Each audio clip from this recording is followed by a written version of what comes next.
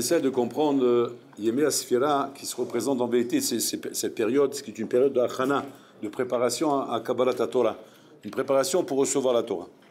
Dans cette période-là, les élèves de Rabbi Akiva sont niftar, les élèves de Rabbi Akiva sont morts, il y a 24 000 élèves, à cause du fait qu'effectivement, l'autre 12 et ils ne donnaient pas du kavod l'un à l'autre.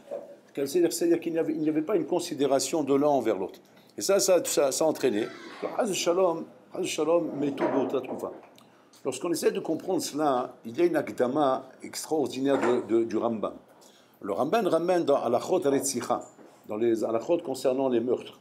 Il ramène là-bas tout le din de Ir Miklat, qui est le din en vérité concernant celui qui aurait tué quelqu'un sans faire exprès. Ça peut être un accident de voiture.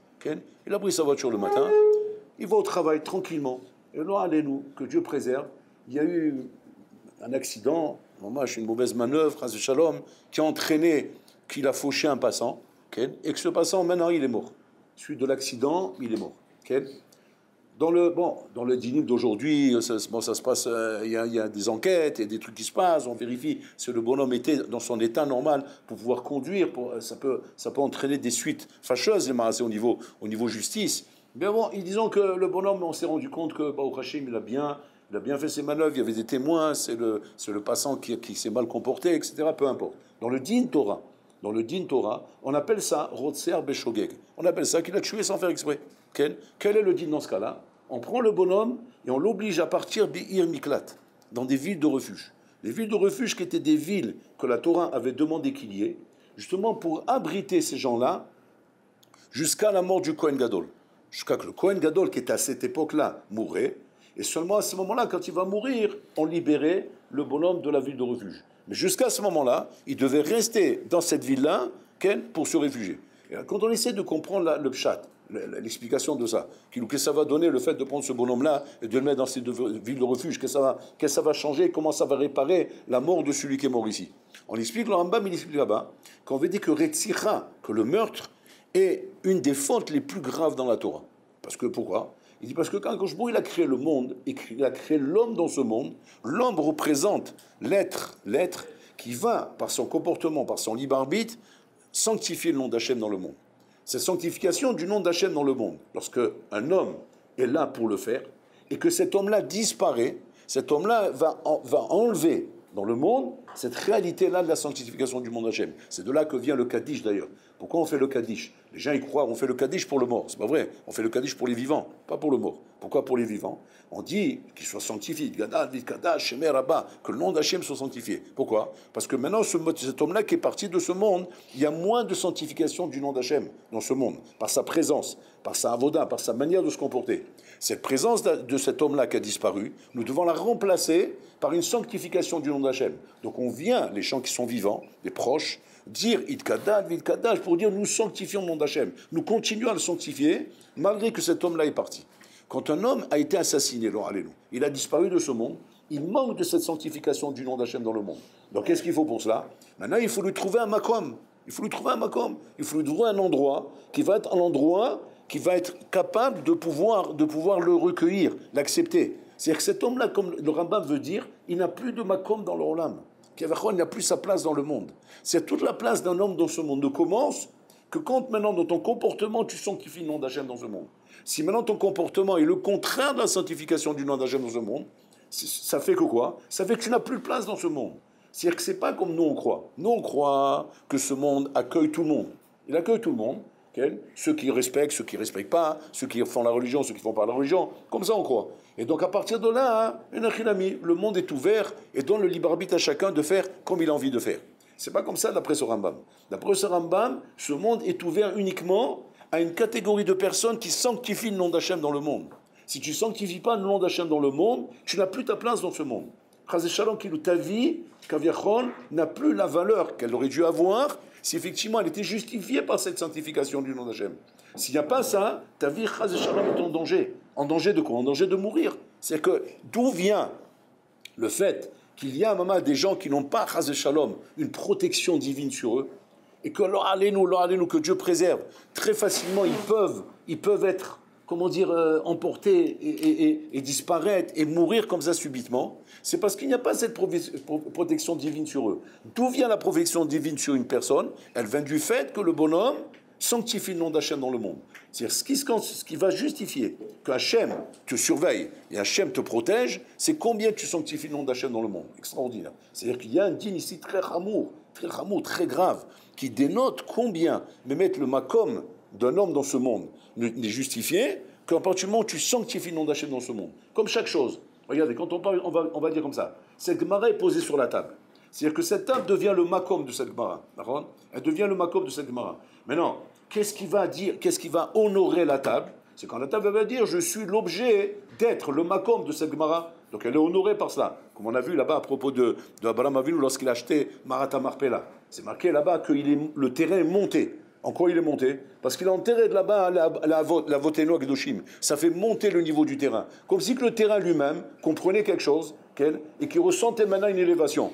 Là-bas, il nous ramène El Khilami. Que même si nous on croit que ce qui se trouve dans le monde, comme le minéral, le végétal, l'animal, etc., n'ont pas de sensation, ils ne comprennent pas forcément. Ouais, il y a une mitzvot, une réalité qui fait que chaque chose dans ce monde ressent combien elle joue un rôle pour représenter la sanctification d'Hachem dans le monde, ou bien combien elle ne joue pas ce rôle. Un bonhomme qui utilise quoi que ce soit dans ce monde, qui va sanctifier Hachem dans le monde, cette chose-là automatiquement s'élève. Un homme qui utilise une chose qui ne va pas sanctifier le nom d'Hachem dans le monde, cette chose-là se rabaisse. C'est quoi la différence? La différence, elle est comme ça. C'est pas seulement que toi, tu respectes ou tu ne respectes pas. C'est que cette chose-là, au lieu de l'élever, tu l'as rabaissée. Elle n'a pas joué son rôle dans ce monde. Du moment où elle n'a pas joué son rôle dans ce monde, cette chose-là ne peut plus être une protection pour toi. Au contraire, elle te met en danger. Elle te met en danger. Pareil, un homme utilise son véhicule. D'accord? Qu'est-ce qui fait que son véhicule va bien être utilisé et qu'il y aura une providence divine qui va faire que ce véhicule va être protégé et ne va pas entraîner, ras de shalom, des accidents ou des choses comme ça? C'est parce que ce bonhomme sanctifie le nom d'Hachem dans le monde. Il fait attention d'avoir un comportement exemplaire. Si maintenant il n'a pas ce comportement, donc automatiquement il est en danger, il met en danger. Il est en danger, il met en danger. Pourquoi il est en danger? Parce qu'il ne joue pas son rôle dans ce monde. Tu ne joues pas ton rôle dans ce monde, tout ce que tu utilises, ras de shalom, est en danger. Tout ce que tu utilises peut amener, ras de shalom, à des mauvaises choses. Et c'est ce qu'on voit aujourd'hui, on le voit. On voit aujourd'hui comment, ras de shalom, une même chose utilisée par quelqu'un qui a compris qu'il y a Kadosh Baruch Hu, et que cette chose-là, je dois l'utiliser à des fins utiles. Celui qui ne va pas faire la même chose, qui ne va pas utiliser à des fins utiles, ras de shalom, il prend tout ce qui est dans ce monde, il l'utilise à l'envers, il l'utilise vers le mal. Mamage vers le mal. Et on voit aujourd'hui où ça part, Rabotai. Par exemple, Akadosh Baruch Hu a voulu que le monde connaisse la technologie d'Internet, de l'ordinateur. Très bien, cette technologie est bonne, elle est bonne en soi. Elle me permet d'avoir des connexions, elle me permet d'avoir une communication, elle me permet d'aller d'un bout à l'autre du monde, de connaître des horizons, etc. et d'avancer dans mon travail. Même pour mon travail, c'est très important. Aujourd'hui, on ne peut même pas imaginer de travailler sans ordinateur et de travailler sans Internet, sans tout ça. On est dans une autre ère. Même ces choses-là. Si jamais l'homme qui utilise ces choses-là, il les utilise dans un esprit de sanctifier le nom d'Hachem. C'est-à-dire son souci est constamment de se dire combien avec ces choses-là et avec tout ce qu'Hachem m'offre dans le monde, je vais être amené à sanctifier le nom d'Hachem dans le monde. Cet homme-là va faire bonne utilisation de ces choses-là. Et ces choses-là vont effectivement construire le Olam. Mais si jamais, Chaz Shalom, je n'ai pas ce souci-là de sanctifier le nom d'Hachem dans le monde, je ne suis pas là-bas, ce n'est pas mon souci à moi. Mon souci à moi, c'est quoi? C'est profiter de ce monde, l'utiliser, avancer dans ce monde. Qu'est-ce qui va se passer? Ces mêmes choses-là vont devenir dangereuses pour toi, et non seulement qu'elles vont être dangereuses, elles vont t'amener à faire des dégâts avec. C'est ce que le Rambam veut nous expliquer ici. Le Rambam veut nous expliquer par la halachot de Rotseach Beshogeg, que le bonhomme qui a assassiné Beshogeg, il dit, c'est pas arrivé stam comme ça. C'est pas arrivé par hasard. Un bonhomme, il va dire, non, mais par hasard, je roulais, je sais pas ce qui s'est passé. Ce passant, il est tombé sous mon véhicule et je l'ai écrasé. C'est pas par hasard, à Botaï. Tout dégât qu'un homme fait dans ce monde, non, je parle du meurtre, mais ça peut être même un dégât matériel, oui. Tout dégât qu'un homme fait dans ce monde, le cheshbon hanefesh qu'il doit faire, c'est quoi? C'est pourquoi il est sorti un dégât de ma main. Pourquoi j'ai pu faire du mal à quelqu'un? Maintenant, tu vas me dire, bon, de quoi ça relève? On va dire, bon, ça relève peut-être de la prudence, ça relève de l'attention. Non, le Rambam nous explique. Ça relève d'un problème shorshi, d'un problème à la base, à la racine, qui est quoi? Que tu n'as pas assez compris le tachli du olam. Tu n'as pas assez compris le but du Olam. Quand tu as compris le but du monde, et que le but du monde est qu'en vérité d'avancer dans ce Olam avec une idée importante, qui est sanctifier le nom d'Hachem dans le monde, automatiquement je vais faire des sélections. Je vais commencer à dire ça c'est bon, ça c'est pas bon. Ça, Inachinami, je l'utilise, mais ça je l'utilise pas. Et même quand j'utilise, je l'utilise comme il faut pour arriver à cette sanctification. Sinon, Chazé Shalom, forcément, j'arriverai à des dégâts. Forcément, j'arriverai à des mauvaises choses. Et c'est ce qu'on voit aujourd'hui en Bretagne.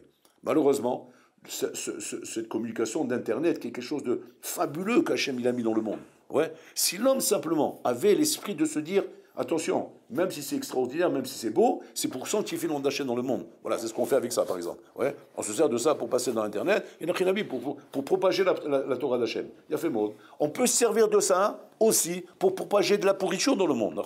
Le problème, il est là. Le problème, il est, qu'est-ce qui fait que toi, tu vas être celui qui va propager de la pourriture, et qu'est-ce qui va faire que toi, tu es celui qui va propager de la construction dans le monde? Pas shoot. Si jamais j'ai compris que mon devoir est de sanctifier le nom d'Hachem dans le monde, ou bien que mon devoir, ou bien que je n'ai pas de devoir, et qu'en vérité je fais ma vie. Je fais la vie comme j'ai envie de la faire. Et c'est là que le problème il commence. Si un ami qui a compris que constamment on te demande, est-ce que tu représentes un vrai makom dans ce Olam? Tu as ta place dans ce monde? Tu vas dire, qu'est-ce qui va déterminer si j'ai ma place ou pas? Qu'est-ce qui détermine si tu as place ou pas? Combien tu représentes Hachem?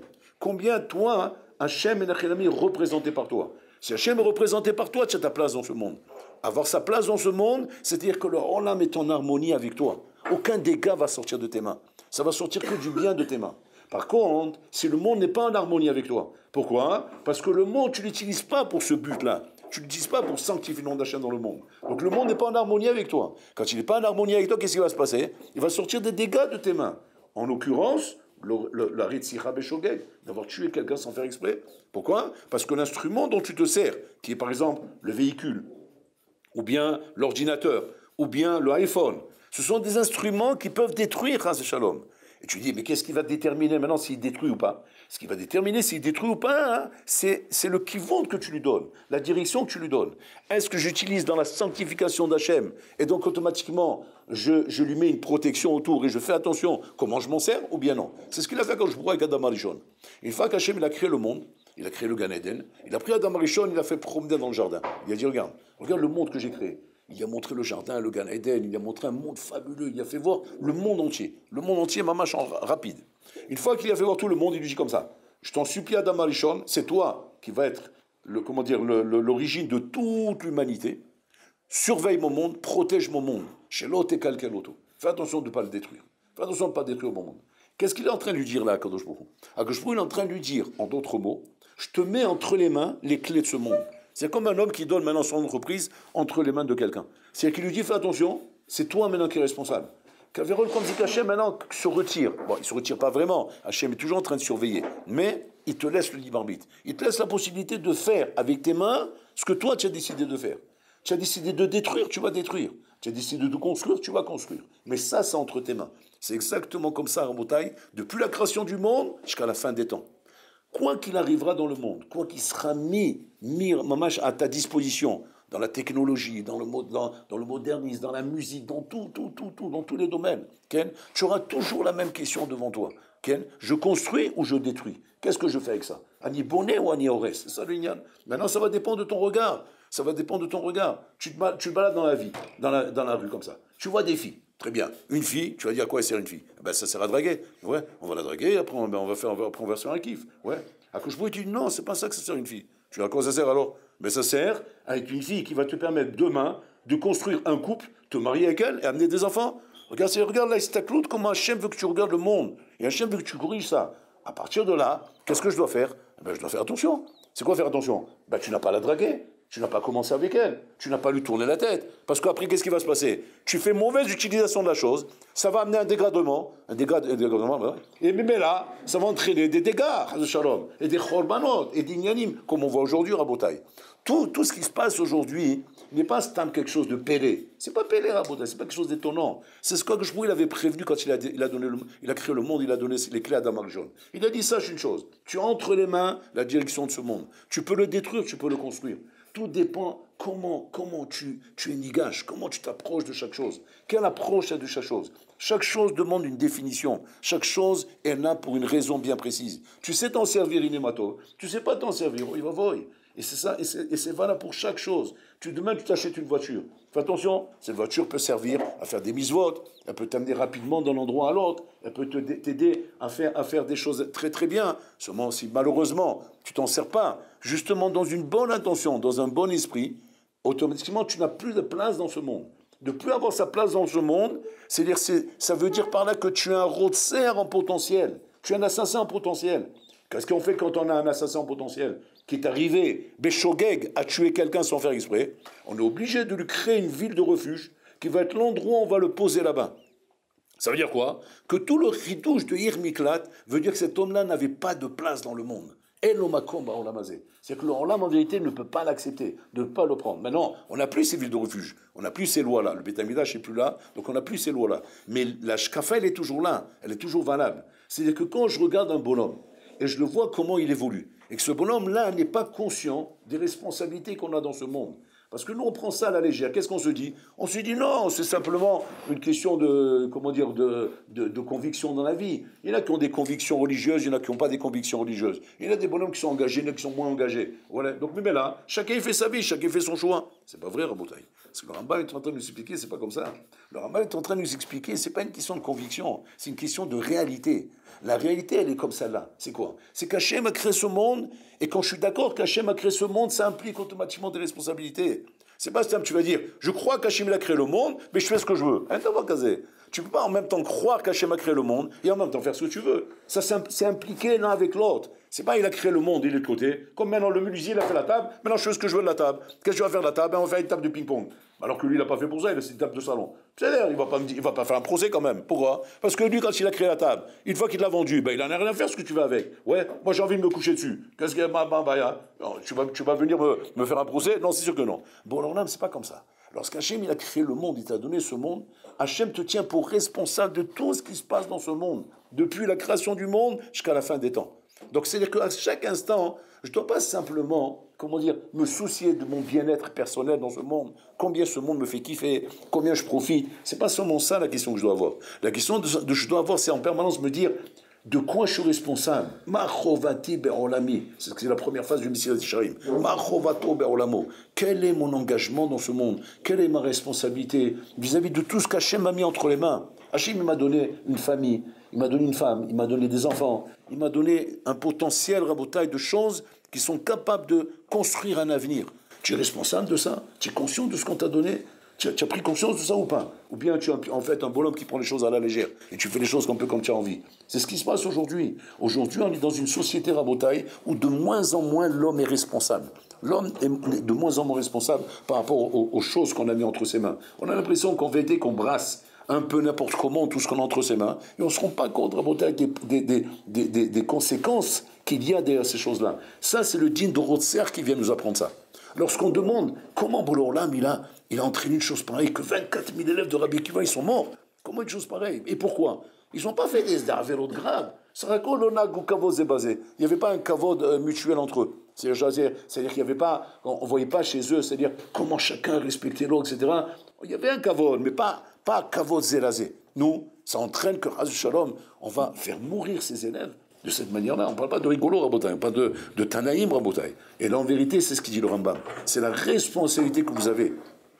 C'est-à-dire que le niveau de punition qu'on te fait suivre dans ce monde dépend du niveau de ta responsabilité. C'est-à-dire que tu as un niveau de responsabilité par rapport à ce qu'on te donne maintenant devant tes mains.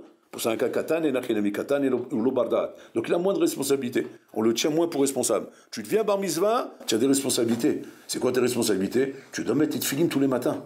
Tu vas dire, bon, et si je ne les mets pas? Je ne les mets pas, ça va, je n'ai pas détruit le monde. Mais sûr que tu détruis le monde. Pourquoi? Parce que Bololam, il t'a donné, en devenant bar mitzvah, la responsabilité d'être un de ceux qui vont faire régner la volonté d'Hachem dans ce monde. En l'occurrence, toi, qui vas mettre tes tefilines tous les matins. C'est ça le Nyan Rabotai, comme cette histoire qu'on raconte avec ce papa, avec son fils. Son fils, à un moment donné, il a changé de route, il a voulu quitter la yeshiva, il a dit à son père, il dit, papa, ça y est, j'en ai marre de la yeshiva, c'est plus pour moi, ça me parle plus, etc.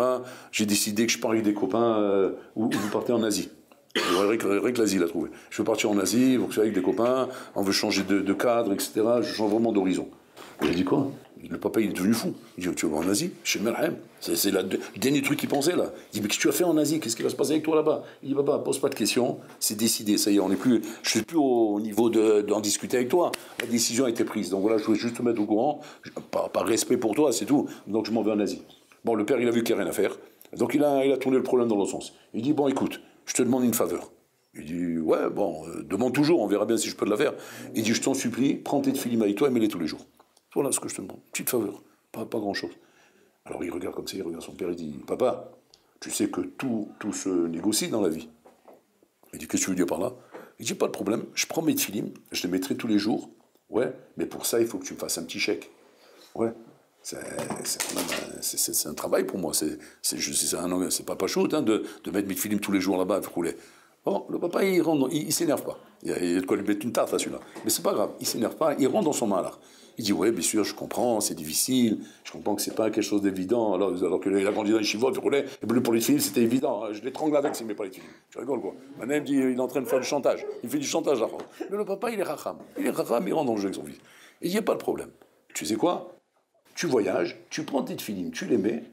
Dès que tu me dis, je vois qu'effectivement tu les mets tous les jours, je t'envoie un chèque de 10 000 $. Un chèque de 10 000 $. Ah, papa, tu m'as acheté large, ça fait plaisir. Ah, je suis content, toi. Bon, pas de problème. Ok, tape dans la main. Il a pris cette film, il est parti avec. Le papa, il s'est dit, bon, j'ai gagné ça au moins. Qui met cette film, qu'est-ce qu'on va faire? De toute façon, partir, il s'en va. Donc, au moins, je le tiens avec les films. Bon, au bout d'une semaine, le fils, il appelle son père. Il dit, papa, alors, qu'est-ce qui se passe là avec le chèque là? Il arrive ou pas? Il dit, bah, attends, on a fait un deal. Il dit, oui, quoi? Les films? Ah bah oui, bah, c'est évident, bah, c'est sûr, je les ai mis. Je les mets tous les jours, c'est pour ça que je t'appelle d'ailleurs. Qu'est-ce qui se passe avec le chèque? Il dit, bon, ok, si tu les mets, il n'y a pas de problème, le chèque, tu vas le recevoir. Encore une semaine, elle passe. Il appelle le père, il dit, papa, qu'est-ce qui se passe là? Comment ça va? Ça commence à devenir un peu... Je suis serré là, il faut que tu m'envoies le chèque des 10 000 $. Il dit, mais pas de problème, je te l'ai promis, il n'y a aucun problème. Mais est-ce que tu mets tes films? Il dit, bien sûr, je mets mes films tous les jours, mais tu plaisantes ou quoi? Je ne vais pas t'appeler Stam comme ça. Je suis très content. Moi, tu me fais du nahat, vraiment. Vraiment, merci beaucoup, mon fils. Mais Hachem, le chèque, il arrive, t'inquiète pas. 3e semaine, 4e semaine, 5e semaine. Là, le fils, il dit, papa, regarde, tout le respect que je te dois, oui, ne m'énerve pas, parce que là, je vais t'insulter, etc. Ne m'amène pas à ça, je t'en supplie. Donc, ou bien tu envoies le chèque, ou bien... Il lui dit, tu mets les films tous les jours? Il dit, oui, papa. Il dit, tiens, menteur. Il dit, pourquoi? Il dit, ouvre ta sacoche de film. Là, maintenant, avec toi au téléphone. Il dit, qu'est-ce que tu veux dire par là? Ben, ouvre-la. Ben, ça va, je les mets. Non, ouvre-la, je t'ai dit. Il ouvre la sacoche, il voit que le chèque était dedans. Le chèque des 10 000 $ était dedans. Donc, il a montré comme il a menti. Tu crois que je ne te fais pas ça tous les jours? Hachem, il nous fait Sarabodai dans toute la vie. Toute notre vie, c'est comme ça. Bon, là, il fait un deal avec toi. Il fait un deal avec toi. Bon, là, il me dit, ok, comme ça. Je t'ai donné un monde, ce monde, je l'ai mis entre tes mains. Je t'ai donné les clés, voilà. Je t'ai passé les clés, comme il a passé les clés à Adam Arishon. Mais il dit, Adam Arishon, je t'en supplie, détruis pas mon monde. Voilà, je te donne les clés, ce monde t'appartient. Ce monde t'appartient, c'est-à-dire que je te donne tout ce que ce monde peut te donner. Ce monde peut te donner une baracha infinie. Mais il peut te donner une klala infinie aussi. Ça peut être les cannes ou les cannes. Maintenant, tu vas dire, qui détermine ce qui va être une baracha ou une klala? Toi. C'est toi qui vas déterminer. C'est pas Kadosh Baruch Hu. Hachem ne va pas, chas shalom, comment dire, venir te maudire ou venir te bénir. Hachem te donne la possibilité d'avoir la bracha avec ce monde. La bracha, tu l'as. Maintenant, la baya, c'est quoi? La baya, c'est que tu te mens à toi-même. Tu n'utilises pas le monde comme il faut. Tu es persuadé que la manière comment tu t'en sers, c'est la manière comment tu as convenu avec Hachem. Parce qu'on se ment à nous-mêmes. Qu'est-ce qu'on se dit? Ça va, on ne fait pas de mal, on n'est pas si tordu que ça, on ne fait pas tellement de mal que ça. Mais dans le côté, je ne comprends pas, la bracha ne vient pas. Je ne comprends pas pourquoi il y a un problème. Pourquoi Allah me met dans des difficultés? Pourquoi il me fait ça, Hachem? Hachem ne te fait rien du tout. Hachem est vinitionot la Adam. Vetsarot Adam osela atzmo. Il faut comprendre comme ça. Hachem ne donne que les nisionot à l'homme. Les nisionot, c'est-à-dire, comme on avait expliqué une fois, qu'ils ont été les moyens de t'aider à t'élever dans la vie. Ça, c'est ce qu'on appelle nisionot. Nisionot, c'est pour te mettre des galons. Ouais, comme à gauche, il a attrapé Abraham Avinu, il a dit, je t'en supplie, sacrifie-moi ton fils. Pour arriver à le faire monter encore plus de niveau. Ça, c'est l'initiolot. Ça n'a rien à voir avec les sarot. Par contre, sarot, Adam osel atzmo. Hachem, il ne donne pas des tsarot à un homme. Les souffrances, Hachem ne les donne pas à l'homme. C'est l'homme qui les amène à lui-même. Comment il les amène à lui-même? Pachout, il se ment à lui-même. Il se laisse croire qu'il a un comportement qui l'amène dans ce monde à mériter la bracha. Mériter la bracha d'Hachem, parce que j'estime que je fais ce que je dois faire dans ce monde. Et tout le monde, Rabota, est persuadé, lorsqu'il prie Hachem, il demande à Borolam, donne-moi la slacha, donne-moi la bracha, donne-moi la siyada ishmaya, donne-moi la parnassa, donne-moi ça. Vous croyez qu'il y en a un là-bas que si jamais il voit que ça traîne et ça ne vient pas, vous croyez qu'il y en a un là-bas qui va se dire « Ah, mais je comprends pourquoi ça traîne. » Pourquoi? Parce qu'en vérité, je n'arrive pas à lui mentir. Donc si je lui mens, pourquoi tu veux qu'il me donne la bracha? Aucun va dire ça. Chacun va être persuadé, Rabotaï, qu'il est parfaitement en règle, et même s'il sait, au fond de lui, qu'il a des choses à se reprocher, mais pas de quoi m'enlever la bracha. Donc la bracha, je la mérite, quoi qu'il arrive. Et donc je ne comprends pas pourquoi Borolam ne répond pas, parce que je ne suis pas si mauvais que ça. C'est ça ton problème. Ton problème, c'est qu'en vérité, tu n'as pas relevé le deal que j'ai fait avec toi lorsque je t'ai amené au monde. Lorsqu'Akadosh Baruch Hu a créé l'homme, le deal qu'il a fait Hachem avec l'homme, c'est la chose suivante. D'ailleurs, c'est la paracha de la semaine en plus. Hachem le dit, tu suis mes lois, tu suis mes préceptes, tu suis mes règles, tu auras la bracha. C'est que la bracha, Rabotai, n'est pas une récompense parce que tu fais le bien.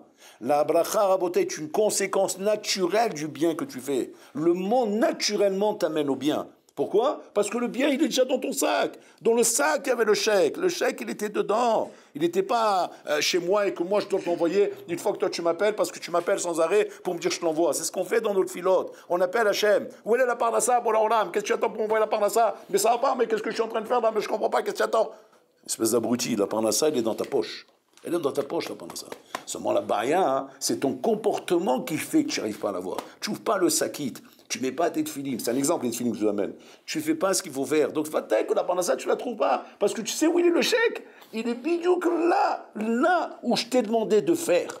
Là où je t'ai demandé de faire, il est là-bas, le chèque. Seulement toi, tu as été le chercher ailleurs que l'endroit où je t'ai demandé de faire. Et c'est pour ça que tu ne le trouvais pas, et c'est pour ça que tu ne comprends pas, et c'est pour ça que tu te plains. C'est ça ta baria. Tu n'as pas de makom dans ce monde. Tu n'as pas de makom dans ce monde, tu n'as pas ta place dans ce monde. Pourquoi? Parce que ce monde, tu l'as rendu un monde qui n'est pas le monde que moi j'ai créé. C'est pas comme ça que j'ai créé le monde. C'est pas le deal qu'on a fait ensemble. Ce monde, lorsque je l'ai créé avec toutes les brachot, et toute la siyada ishmaya, et toute la joie et le bonheur qu'il peut te donner. Seulement, qu'est-ce que tu veux que je fasse?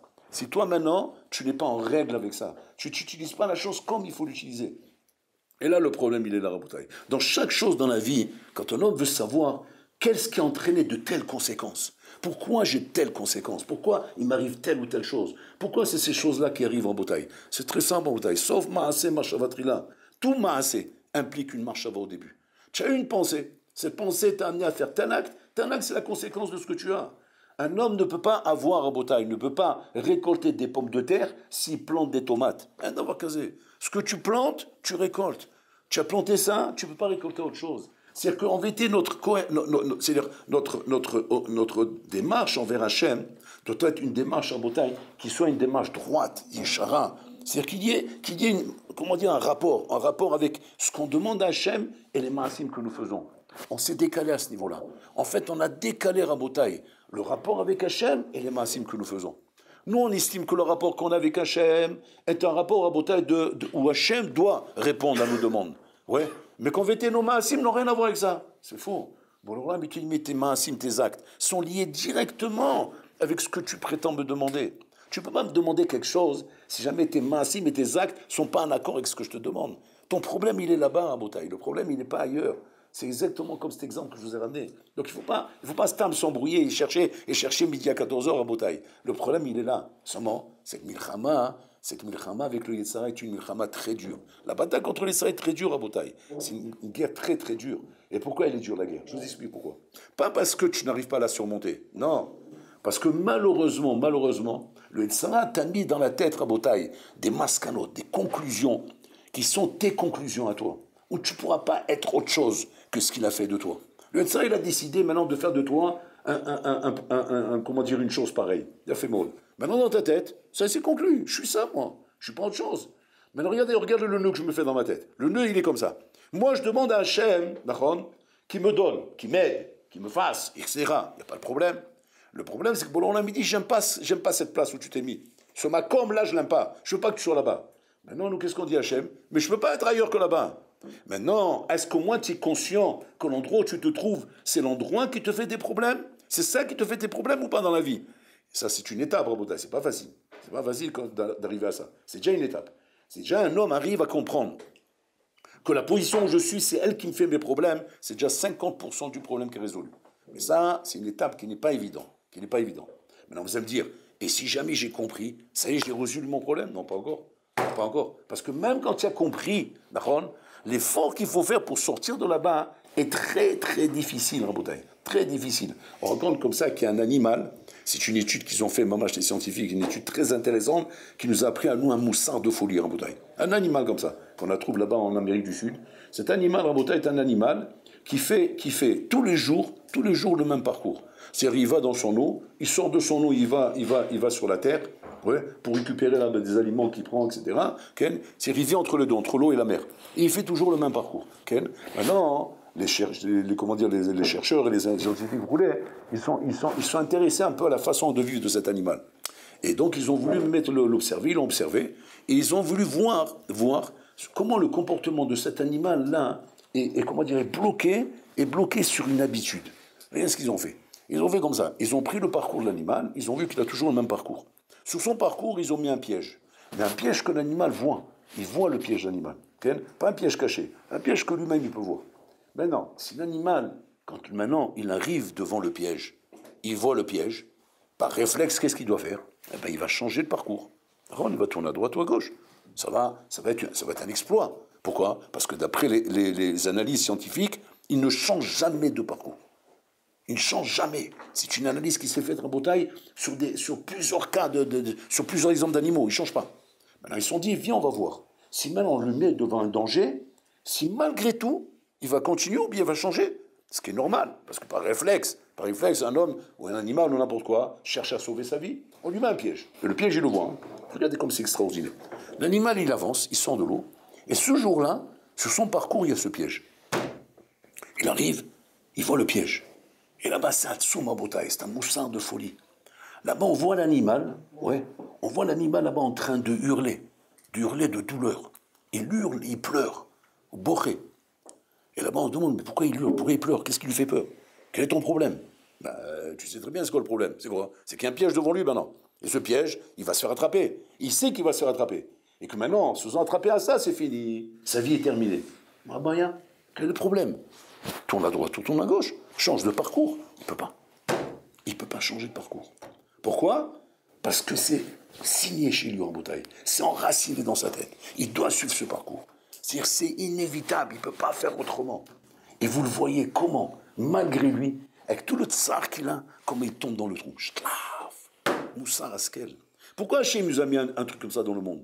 Tu dis, pour qu'il y ait des émissions géographiques et des animaux. Non, c'est pas pour ça qu'Hachem met ça. Hachem l'a mis ça dans le monde pour que tu comprennes comment le Yitzhara travaille. Comment le Yitzhara travaille. Toi aussi, c'est pareil. Nous aussi, c'est pareil, Rabotai. On voit le problème. Mais notre parcours est signé. On ne peut pas changer de parcours. Mais tu sais très bien, espèce d'abruti, que ce parcours t'amène à la mort. Il t'amène à ta destruction. Et tu vois très bien comment, à cause de ça, tu n'avances pas dans la vie. Il a fait ou non? Il a fait mode. Et malgré tout, qu'est-ce qui se passe? Quand tu te trouves maintenant devant la situation, tu ne tournes pas, ni à droite, ni à gauche. Tu continues à rentrer, à aller en avant, et même si toi, au fond de toi, tu pleures au fond de toi. Pourquoi? Parce que tu sais combien cette chose-là est mauvaise pour toi. Mais tu ne peux pas. Tu ne peux pas faire autrement. C'est-à-dire, c'est enraciné chez toi. Tu es condamné malgré toi de tomber dans le trou. Nous réveillons, ma bouteille, ce moussa que la nature nous montre. Et comment un homme, si Chaz et Shalom, ma bouteille, n'agit pas pour sauver sa vie, comme c'est marqué là-bas, mamash, qu'un homme, il doit sauver sa vie. C'est un homme, il n'a pas chayecha kodmim, il ne vit pas pour sa vie, Rabotai, et qu'il se laisse manipuler par le Yitzhara et être amené à être ce que le monde a fait de lui. Chaz Shalom, il est condamné. Mais il est condamné malgré lui. Et ça, c'est l'essor du monde, Rabotai. Bololam, d'un côté, il te donne le bonheur, il te donne le Gan Eden, il te donne tout ce que tu peux obtenir. Mais de l'autre côté, il y a le Guinam, il y a les tsarot, il y a les problèmes. Les tsarot, c'est un homme qui se les fait. C'est un homme qui se fait des problèmes, Rabotai. Mais il se les fait pourquoi? Parce qu'il s'est fait un nœud dans la vie. Il n'a pas compris que ce monde n'est pas un monde conçu pour aller contre la volonté d'Hachem. Ce monde était conçu pour faire la volonté d'Hachem. C'est même pas de la conviction, Rabotai, c'est de la réalité. Et on le voit autour de nous, Rabotai. On voit autour de nous que les tsarot ne viennent que par rapport à un problème. Lequel? Que tu n'as pas voulu suivre le chemin d'Hachem. Si vous allez dans mes lois, vous n'allez pas dans mes lois, alors vous voyez ce qui se passe derrière. C'est-à-dire qu'il n'y a pas de hiddouche dans ce monde. Ce monde fonctionne, Rabotai, tel qu'Hachem l'a conçu au début. Et cette conception ne changera pas parce que toi, monsieur, tu es têtu, et parce que tu n'as pas compris, et parce que tu voudrais que ce soit autrement. Ça ne changera pas, Rabotai. Le monde continue dans son derrière. C'est à nous de nous réveiller un petit peu et de nous rendre compte que les générations qui nous ont précédés sont les mêmes générations qui suivront plus tard.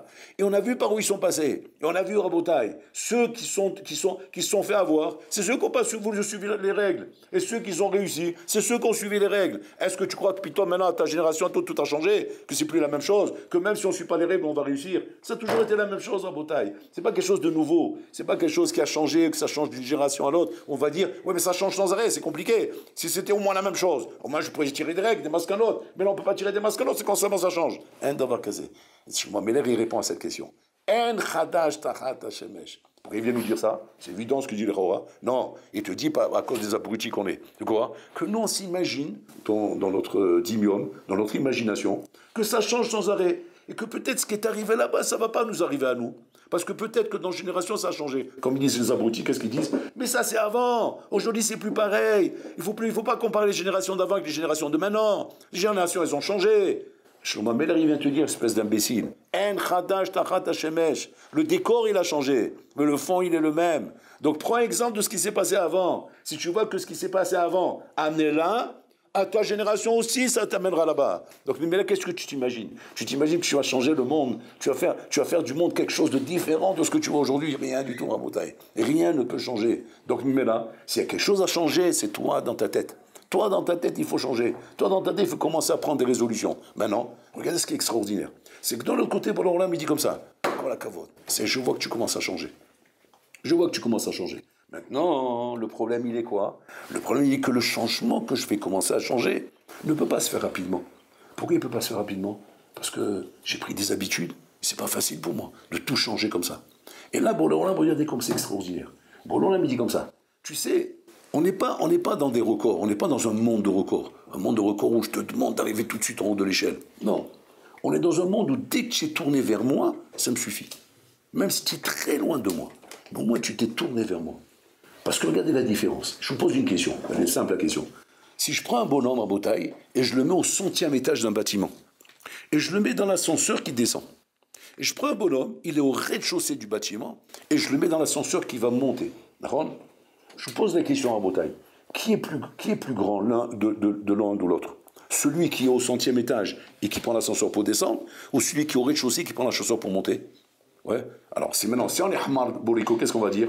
On va dire, celui qui est au 100e étage, il est plus grand, il est là-haut, alors que l'autre, il est en bas. Non, Habibi, pourquoi? Parce que, inévitablement, celui qui est là-haut, Rabotai, il va vers la descente. Et celui qui est en bas, il va vers la montée. Voilà comment que je y regarde. Hachem ne regarde pas maintenant le niveau que tu as. Hachem, il regarde dans quelle direction tu vas. Si ta direction, elle est bonne, moi, ça me suffit. Même si, Chaz et Shalom, demain, tu viens mourir, et que tu n'as pas pu terminer le travail. Tu n'as fait qu'une partie du travail. Mais en tout cas, tu es monté dans le bon ascenseur. Tu es monté dans l'ascenseur qui va vers le haut. Et maintenant, quand je t'ai pris, quand Borolam il t'a récupéré de ce monde, il t'a récupéré, tu étais à peine au 3e étage. Vous avez compris? Maintenant, la question qu'on se pose, c'est comme ça. Quand tu m'as récupéré au 3e étage, Nahon, quel mérite tu me donnes? Le mérite du 3e ou du 100e? Là-bas, il te donne le mérite du 100e. Pourquoi? Parce que Hachem lui-même reconnaît. Si je ne t'avais pas pris, où tu serais arrivé au 100e étage. Donc, mais là, tu es à nous. Dès que je te donne le mérite du 100e étage. Par contre, l'autre abruti là-bas, hein, qui est au 100e et qui se dirige vers le bas, hein, et que lui, je l'ai pris au 97e étage. C'est là-bas que je l'ai pris. Le bonhomme, il va dire, ah, oh, j'ai de la chance. J'ai de la chance, je suis parti attendre de ce monde. Donc pour l'homme, tu vas me donner le 97e étage. Tu vas pas me donner 0. Pour l'homme dit, je suis désolé. Je t'ai pris de ce monde. Avananan, Saadé. Mais nous témoignons tous que ta direction, elle était vers le 0. Donc, mais là, tu as 0. Nous ravaillons, Rabotai. C'est-à-dire qu'Hachem n'évalue pas, Rabotai, le niveau d'un homme en fonction de ce qu'il est au moment où je le prends. Hachem évalue le niveau d'un homme par rapport à la direction qu'il se donne. C'est ce qui est marqué dans la Mishnah. Je ne te demande pas de terminer le travail. C'est-à-dire que quoi? Qu'Hachem ne regarde pas le niveau où tu es réellement. Il regarde dans quelle direction tu vas. Et l'Achilam, si cette direction que tu vas, elle est bonne, bon, alors là, il dit, j'estime pour moi que le travail, il est fait. Maintenant, tant mieux pour toi si tu restes dans ce monde et tu fais encore plus. Tant mieux pour toi, parce que tu auras à ce moment-là, Olam Hazé et Olam Haba. Tu auras gagné de faire la volonté d'Hachem dans ce monde et dans l'Olam Haba. Mais même si Nachilami, dans ce monde, tu n'as pas pu. Parce que tu t'es dirigé, mais un peu trop tard, maintenant, bon, l'Olam, il t'a pris. Mais tu t'es dirigé vers lui. Bon, l'Olam, il te dira que malgré tout, même si tu n'as pas pu voir comment tu as servi Hachem dans l'Olam Hazé, mais au moins tu vas voir comment tu vas le servir dans l'Olam Haba. C'est ça, Rabotai. Le monde d'Hachem, il est clair. Le monde d'Hachem n'est pas comme nous on croit. C'est un monde, Rabotai, de Emet. Où l'Olam prend en considération le Emet. Il prend en considération les bonnes résolutions, les bonnes décisions dans la vie. Donc, voilà que le moment est venu de quoi? De prendre des bonnes décisions. Nous sommes à la veille de Matan Torah. Pour recevoir la Torah, bon, l'Olam ne te demande pas de venir Rabotai avec toute la Torah entière. Non, vous avez bien vu ce qu'on fait le soir de la veille. On lit 3 psukim là et 3 psukim là. 3 psukim. En tout cas, on se moque. On dit, bon, l'Olam, où est la Torah? Il y a 3 psukim, 3 psukim, 3 psukim, 3 psukim. Il y a là, Adalanala, on a fini, on va dormir. Tu rigoles ou quoi? Qu'est-ce que ça veut dire? C'est-à-dire qu'Hachem regarde réellement combien ta volonté, elle est, malgré qu'il n'a rien que pour l'instant. Ce que tu as me présenté, c'est des petites choses. Bon, alors là, on ne regarde pas les petites choses. Il regarde dans quelle direction tu vas. C'est ça le Yesod Rabotai. Si jamais ta direction est fausse, alors il elle est fausse jusqu'à la fin. Ta direction, elle est vraie jusqu'à la fin. Même si en attendant, il y a des choses qui vont pas. Shem Hainu Zakenu.